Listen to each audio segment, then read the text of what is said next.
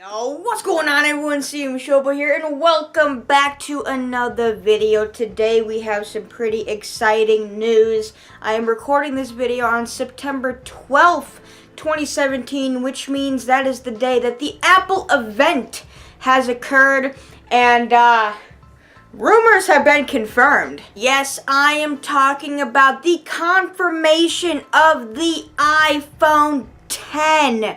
In other words, what people are now calling the iPhone X. No one's gonna be buying that iPhone 8. And yes, Apple has skipped over 9, just like Microsoft has. So without further ado, let's get into it. We're gonna start off with the display. We have edge-to-edge display. The rumor pictures are true. Even the cutoffs at the top are true with all the rumors. We also have an all-new 5.8-inch super retina screen. There is more resolution and pixels than ever before. We also have these beautiful rounded corners at all the corners. If you guys did not know, all of the previous Apple phones are squared off in every single corner.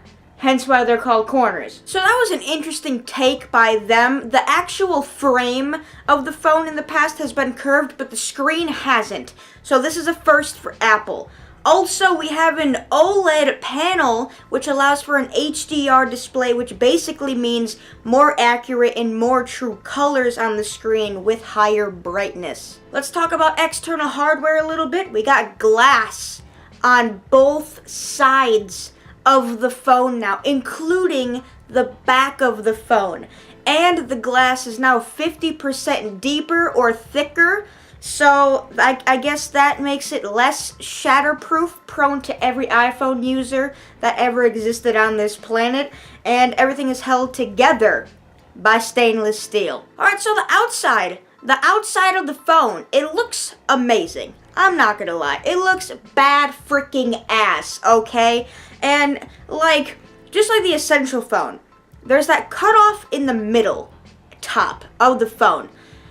iPhone made it look better than Essential. I think it actually looks good. They actually played a Wonder Woman clip on the phone at the event. It looks pretty good. There's no black bar at the top like Essential phone. It just flows right up there. Apple did it better. You guys might also be noticing that there is no home button because of the edge-to-edge display. And with no home button means no finger recognition. So how the frick are you going to unlock your iPhone? Well, Apple simply has your solution. It's called facial recognition.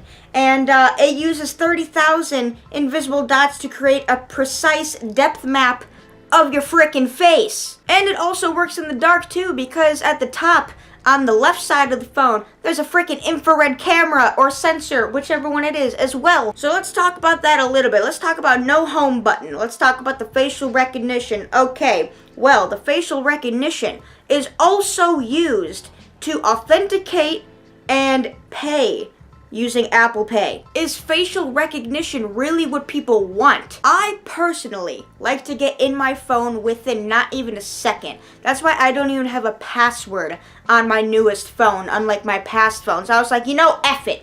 I got nothing to hide, so I'm just gonna frickin' have it open all the time, technically. So, yeah, some people just like the speed and the simplicity to get in your phone. I'm pretty sure there's also an option to where you can not have the facial recognition password on your phone as well. Apple would be stupid not to have that feature. But, you know, a lot of people are not going to use facial recognition. A lot of tech-savvy people are going to use it just to see how good it is. But I think majority of people, they're not going to use it. I don't think they are. Alright, let's move on to the cameras. Let's talk about the rear cameras first, because the front camera has, you know, some more additions to it. Alright, so the rear cameras, they're both 12 megapixels. One of the rear cameras is a wide angle 1.8 aperture camera, and the other one is a telephoto 2.4 aperture camera. This allows for more adjustable, foreground sharpnesses, blur backgrounds, specific lighting effects, and whatnot. True color, as what Apple is liking to call everything. They like to put the word true in front of everything now, which is, I mean, accurate. Kind of. They are so full on with the word true that the front-facing camera is now called the True Depth camera. And that camera is 12 megapixels, and it allows for some interesting things to happen. First off, I'm going to introduce to you guys to Animojis. Animojis is animated emojis, where you simply take your front-facing camera, record yourself, and your facial recognition gestures and everything with Apple's new facial recognition technology mirrors the gestures onto the Animojis, and you can send the Animojis as it's like your freaking face to your friends. It's kind of cool, not gonna lie. Specifically, it uses 50 different muscle movements, which allows your facial expressions to mirror with 12 Animojis. And then, as I said before about the whole lighting effects, the whole true color and stuff like that, I wanted to talk a little bit more specifically about that, the whole camera software itself.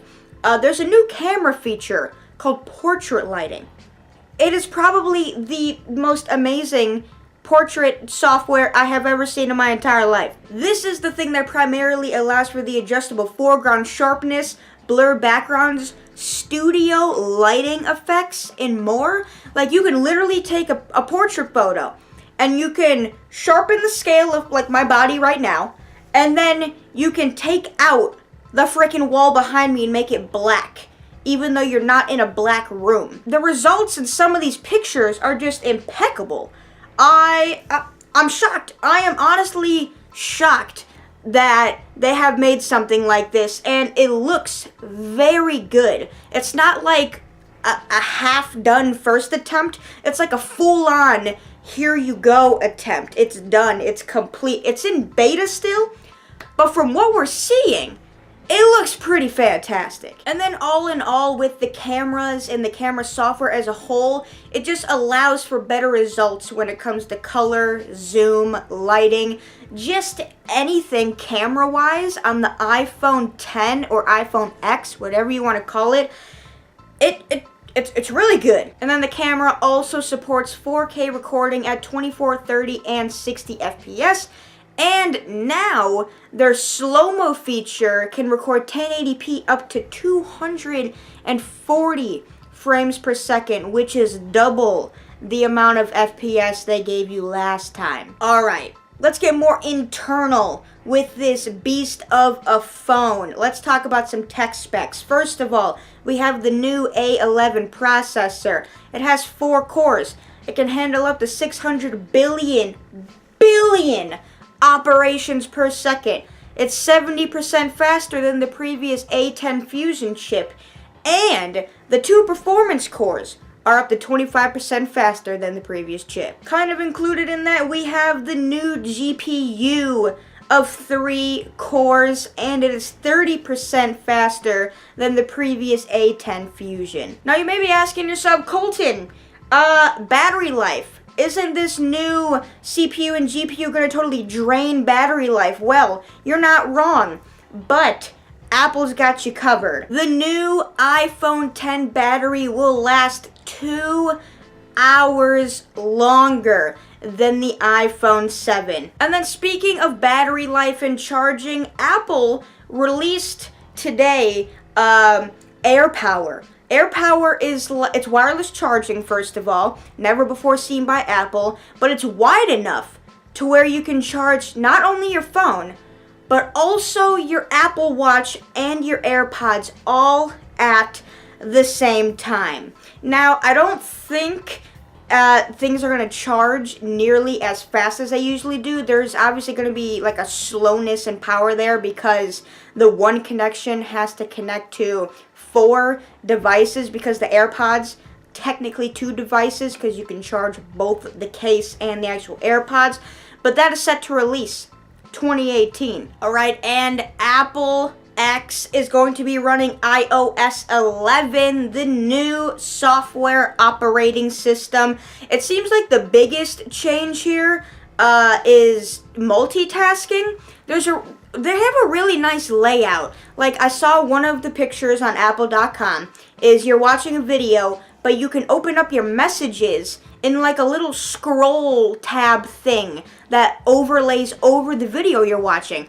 So I found that pretty interesting, how you can actually move around what you're trying to multitask with versus it just being like part of the screen and the other part of the screen is whatever you want it to be. That option is still there, but it seems like Apple has given you the opportunity to have free will over the position of your multitasking. There are also some other major features, like you can pay friends through messages, Siri can translate on the spot, and I found this kind of interesting, privacy-wise at least. You can now see your friends' music choices in the Apple Music app. So like if your friend was listening to like some cool music yesterday and you're like, man, that song was pretty dope, wonder what that was. So you could actually go to your friend's, I guess, music profile, I guess is what is going to be happening. And you can like scroll through like their recently played songs or their top played songs of all time that they've played on their iPhone or whatever. That's interesting. It's kind of spy-ish, privacy-less type of scenario as well. I don't really know. I'm pretty sure you can set it to where your music profile is going to be private or public or open to certain friends probably. Yeah, interesting, but I'm slightly hesitant on the whole privacy thing there. Another thing Apple really hit on was they introduced augmented reality on the iPhone X. And the biggest feature here is probably in gaming. And just to explain this to you guys a little bit, augmented reality is not the same as virtual reality. Virtual reality is when you actually wear a headset and it looks like you are actually standing in the world. Versus augmented reality is you're looking at your phone. You can move your phone around to see the world like a VR headset, but you're actually playing on the phone. You're not in the world, but you can like see the world like through a lens, and the lens is your phone. Augmented reality also really has a huge role on 3D. So I guess the perfect example here is Pokemon Go. Pokemon Go, you point your phone somewhere, you see a freaking Pokemon, even though it's not there in real life, but it's there in the game, but it looks like it's in real life. That's the closest thing I can compare augmented reality wise, but Apple has taken it to a huge new level of three-dimensional gaming, and from what I've seen watching the Apple event, it's gonna be pretty big. It's gonna be a game changer for mobile gaming, let me put it that way. Alright, so that is really it for major changes. There are a couple other things. The iPhone X is water and dust resistant, kind of expected nowadays. But the big kicker, no headphone jack. Let's be real. Apple did not purposely remove a headphone jack because they thought it was innovative enough. They didn't do that. They did it to sell AirPods. They did it to sell Bluetooth devices that they sell. It's simply a marketing approach. It's not innovative, it's just more sales. I will admit though, you don't really need a headphone jack if you obviously have Bluetooth earbuds, headset, or speakers. I personally just picked up a pair of Bluetooth earbuds. They're pretty banging.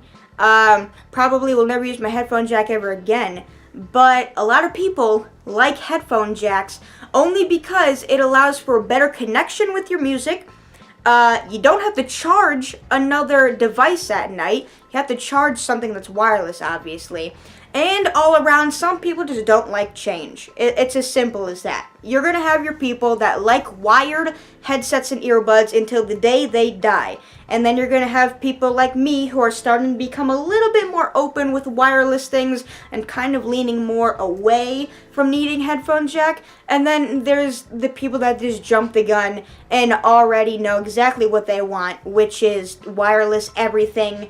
Get rid of the frickin' headphone jack port. We don't need it. We want to be the first to do everything new. And I can respect and see all opinions when it comes to that. I'm kind of in the middle, more aiming towards the way of not needing a headphone jack. I'm starting to open up a little bit about it, I'm not gonna lie. So, yeah, let's talk about pricing. Your iPhone 10, iPhone X is starting at $999. Yes, the 64 gig version starts at $1,000, or no, is $1,000, and your 256 gig version is $1,149. So not a big change there in price. It's $150 change. I would probably only go for the 64 gig version, but that's just me personally, especially because how expensive it already is. The iPhone 8, which was announced today, retails for $700, so that is crazy. Some people might like it, some people might hate it, some people might buy the iPhone 8 just because it's $300 cheaper, and then your iPhone 10 comes in silver and space gray. So, with all that being said, that was a lot to take in this video. You can also go to apple.com, read up on anything I just said. But yeah, with that being said though, what do you guys think? I personally think it might be one of the best phones still on the market.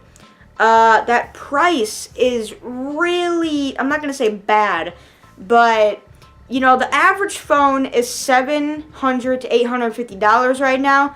Maybe $150 doesn't seem like a lot compared to an $800 phone already, but to some people, money is money. $100 can be your difference from a new phone to a really nice wireless headset. You know what I mean? Wireless headsets are really starting to become a thing now, and people might take the lower end of a phone just to get a really nice wireless headset. Whenever it comes to getting a new phone personally, I am pretty solid that I'm probably still going to be getting a Galaxy S8. Only because it's $200+ cheaper. Like, some people are just going to choose the, you know, cheaper, more bank account saving device because it's simply just about money sometimes, you know? Plus, I do like Samsung software a little bit better than Apple's. I do like Samsung's hardware a little bit better than Apple's as well. But yeah, that's gonna do it for this video, everyone. Make sure you guys slap a like if you guys like what you saw. Comment down below your opinions about the iPhone X. And yeah, subscribe if you guys haven't already. My name's CMShortboy, and I'll catch you guys in the next video. And until then, peace. Adios.